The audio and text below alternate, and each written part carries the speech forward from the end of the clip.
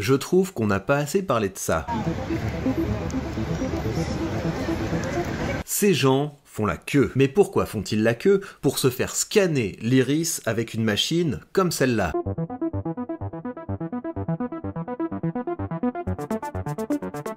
Oui, mais pourquoi faire? Pour obtenir un peu de la crypto-monnaie WorldCoin. Par qui se font-ils scanner les yeux? Par des gens qui gagnent de la crypto-monnaie WorldCoin quand ils scannent des yeux. Et avec ce système de marketing ingénieux, l'idée serait de créer une monnaie mondiale ainsi qu'une identité mondiale, jusqu'au jour merveilleux où il sera nécessaire de scanner nos yeux pour chaque transaction, ce qui permettra au gouvernement mondial de connaître en temps réel les faits et gestes de la population et où votre seule chance de retrouver un peu d'anonymat sera de vous faire modifier l'iris sur un marché noir où les gens ne stérilisent pas toujours leurs instruments. Et si je vous disais que ce projet avait de bonnes chances d'aboutir? Et je pense même que vous serez tout disposés à vous faire scanner l'iris, surtout ceux d'entre vous qui sont sensibles à de belles valeurs, telles que l'inclusivité, la dignité humaine ou encore le droit à la paresse. Du coup, il faut qu'on en parle.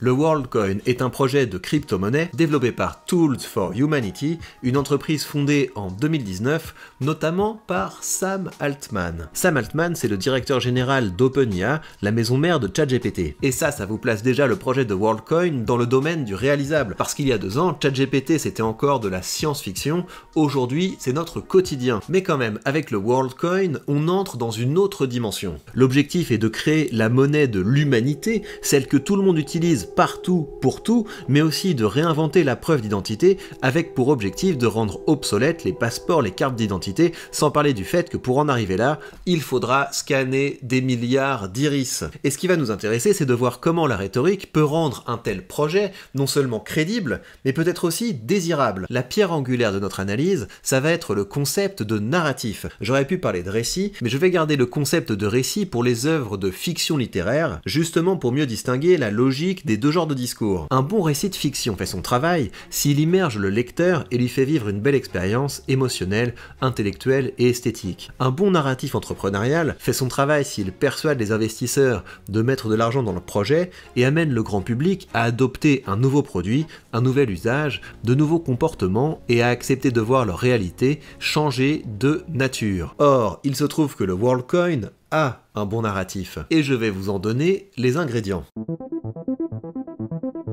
La première qualité d'un bon récit comme d'un bon narratif, c'est de parvenir à la suspension d'incrédulité. C'est un concept que l'on doit au poète anglais Samuel Taylor Coleridge, selon lequel, pour écrire un récit qui marche, il faut que le lecteur s'immerge dedans, qu'il s'implique dans l'histoire comme si elle était réelle. Pour notre culture générale, je vous cite un extrait du texte de 1817 qui a donné naissance à ce concept. Par contre, accrochez-vous, la langue n'est pas aisée. L'accord fut que je porterai mes efforts en direction des personnages et caractères surnaturels, ou du moins romantiques. Le but étant de puiser au fond de notre nature intime une humanité aussi bien qu'une vraisemblance que nous transférerions à ces créatures de l'imagination de qualité suffisante pour frapper de suspension, ponctuellement et délibérément, l'incrédulité, ce qui est le propre de la foi poétique. Pour dire les choses simplement, si vous décidez de créer un univers peuplé d'elfes, de hobbits, de nains ou de gobelins, assurez-vous quand même que ces personnages aient des réactions humaines,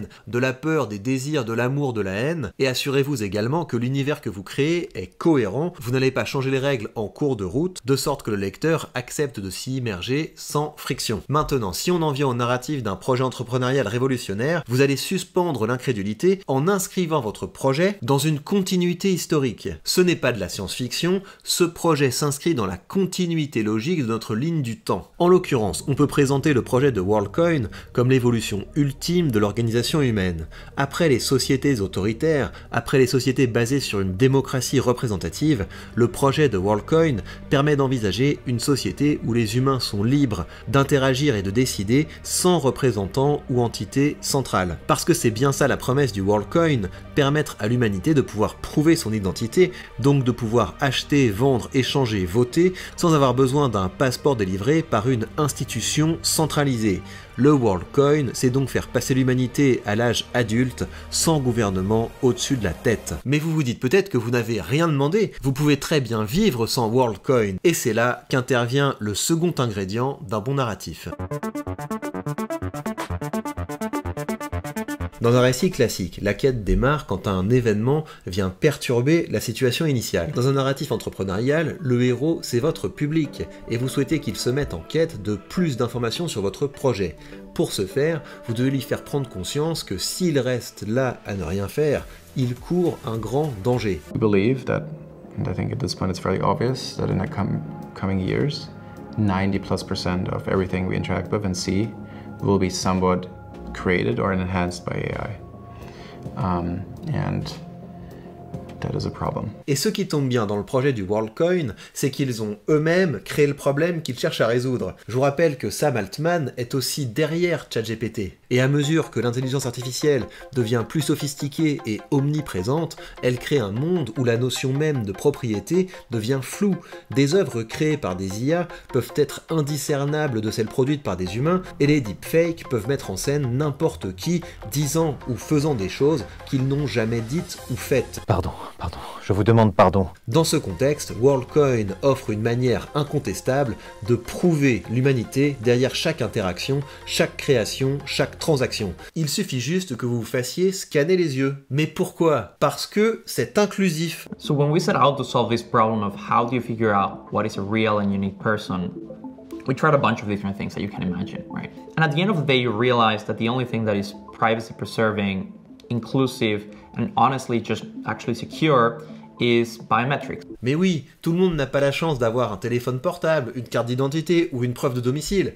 Par contre, pratiquement tout le monde a des yeux. Et ça nous amène à un troisième ingrédient. En littérature, l'émotion est un levier puissant. Elle permet au lecteur de vibrer avec les personnages, de ressentir leur peur, leur joie, leur colère. Mais dans le cadre d'un narratif entrepreneurial, vous n'avez pas tant besoin d'émotions que de bons sentiments. Pourquoi de bons sentiments? Parce que dans un contexte de persuasion, tout argument doit non seulement convaincre, mais aussi permettre à celui qui l'adopte de se présenter sous un jour favorable. Un bon argument est donc un argument que votre interlocuteur peut réutiliser pour justifier ses choix, se donner bonne conscience et soigner son image publique. Si vous voulez creuser cette théorie, je vous recommande vivement l'article Why Do Humans Reason de Sperber et Mercier. C'est dense, mais c'est passionnant. En tout cas, le narratif du WorldCoin offre tous les bons sentiments nécessaires à une adhésion pleine et entière au projet. Combien de personnes à travers le monde n'ont pas accès à des identifications officielles telles que des cartes d'identité ou des passeports? En rejoignant le projet du WorldCoin et en scannant les yeux des gens qui en ont le plus besoin, vous ne rejoignez pas seulement une innovation technologique, vous participez à une mission humanitaire. Un récit traditionnel se termine quand on a résolu les conflits ou si on a préparé le terrain pour une suite. C'est ça, un bon récit, on se sent bien ou du moins on se sent transformé quand on le referme ou alors on a envie de se plonger dans la suite. Pour ce qui est d'un narratif entrepreneurial, vous atteignez votre but quand vous poussez votre public à vouloir créer la suite. Et vous pourrez d'autant mieux mettre votre public en mouvement que vous parviendrez à leur dresser un horizon utopique. Et là-dessus, encore une fois, WorldCoin s'en sort bien. So the question is, what happens when 75%, 80% of the jobs that exist today look very different or don't exist at all in 10 or 20 years? How do we give people enough money to live on who get displaced? Universal basic income is one idea. When politicians talk about universal basic income, it's always about cost. How can we possibly afford this? How can this ever make economic sense? I think this is one of the stupidest arguments in the world. If the AI really does come and take all the jobs, it will do that because it can do them for free.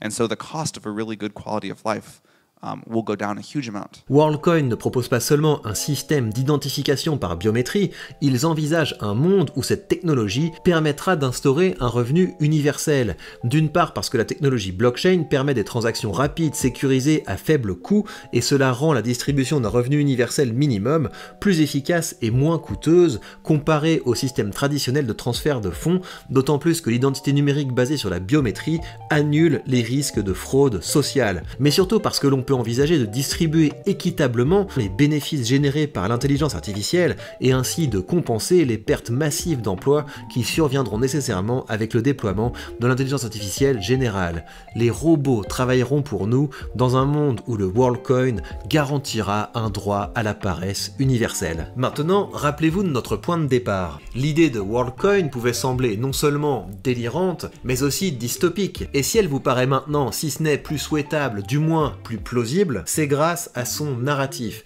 Et je vous en rappelle les ingrédients: suspendre l'incrédulité en s'inscrivant dans notre ligne du temps, susciter l'intérêt en immergeant dans une situation initiale qui tend vers la dystopie, mettre en mouvement en motivant par une vision utopique. Maintenant, si vous ne souhaitez toujours pas vous faire scanner les yeux, vous avez les moyens d'écrire une autre histoire. C'était pas facile de recommencer les vidéos sur cette chaîne parce que entre les vacances et les jours fériés, je dois consacrer plus de temps à mes enfants, ce qui est très sympa, mais la contrepartie c'est que j'ai moins de temps pour faire ces vidéos. Évidemment, il y avait plein de sujets politiques à traiter avec les européennes qui se rapprochent, mais j'avais envie de dézoomer un petit peu et de vous parler de sujets qui peut-être auront une influence plus importante sur votre vie que qui va envoyer combien de députés au Parlement, même si évidemment c'est aussi important. L'autre raison pour laquelle je voulais vous parler de ça, c'est parce que ce sont des sujets qui m'intéressent beaucoup en ce moment et je suis en train de mener une expérience, je suis au tout début mais je vous en parle déjà. Je voudrais essayer de tokeniser une de mes chaînes YouTube.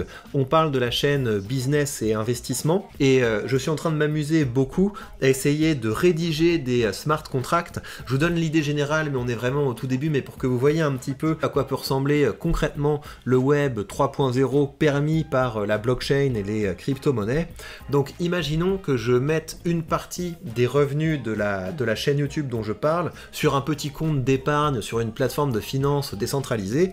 Imaginons ensuite que je crée un jeton et les possesseurs de ce jeton ont le droit de recevoir une partie générée par l'argent qui travaille sur le petit compte en banque. Une fois qu'on a ça, on peut créer des choses qui sont assez amusantes. Par exemple, je pourrais décider de lancer une vidéo sur un sujet que je trouve important, un sujet que je trouve utile, et je vous propose de créer des vidéos qui répondent à cette vidéo, pas pour faire du clash, c'est pas ça dont je parle, mais qui permettent de développer d'autres lignes argumentatives, qui permettent d'apporter plus de sources, qui permettent d'améliorer la connaissance du sujet que j'ai lancé. Et bien ces personnes, je pourrais les récompenser avec un jeton qui donne droit, encore une fois, à une partie des intérêts générés par l'argent de la chaîne YouTube. Et on crée comme ça un système qui est amusant, parce que les vidéos qui répondent à ma vidéo contribuent à donner de la visibilité et donc d'augmenter potentiellement les revenus de la chaîne YouTube. Et donc on a évidemment une incitation financière à créer, mais il y a quand même création d'une valeur qui n'est pas que financière, parce que ce système peut motiver des gens qui ne créaient pas de contenu à se plonger dans des sujets, à travailler dessus. Donc vous voyez, c'est sur ce genre de choses que je suis en train de réfléchir, utiliser la technologie blockchain et les crypto-monnaies pour créer un rapport moins unilatéral entre nous, parce que ce qui se passe à l'heure actuelle, c'est que quand je crée une vidéo, vous accordez de l'attention, et cette attention, elle m'apporte de l'argent à moi. Alors évidemment, j'essaie de faire du contenu qui ne vous fait pas perdre du temps, mais on peut aller beaucoup plus loin, parce que si mes vidéos vous encouragent à créer, et que ces créations sont récompensées, eh bien on crée un système qui, je pense, peut être intéressant, vertueux, au-delà du fait que, intellectuellement, je trouve ça hyper stimulant de pouvoir créer des smart contracts qui pourront permettre ceux que j'ai brièvement esquissés. Tout ça pour vous dire que les choses dont je viens de vous parler, je vais les développer dans des articles que je vais vous envoyer à la fin de ce mois. Le mois dernier, je vous ai envoyé des articles où je vous ai expliqué comment j'ai intégré l'intelligence artificielle dans mon travail de création de contenu et également dans la gestion de mes différents business. Et donc les prochains articles toucheront cette question de à quoi peut ressembler la création de contenu à l'ère du web 3.0. Donc si vous voulez recevoir tout ça, vous pouvez rejoindre mon cercle des orateurs. Et pour le reste, je vous dis à très vite pour de prochaines vidéos.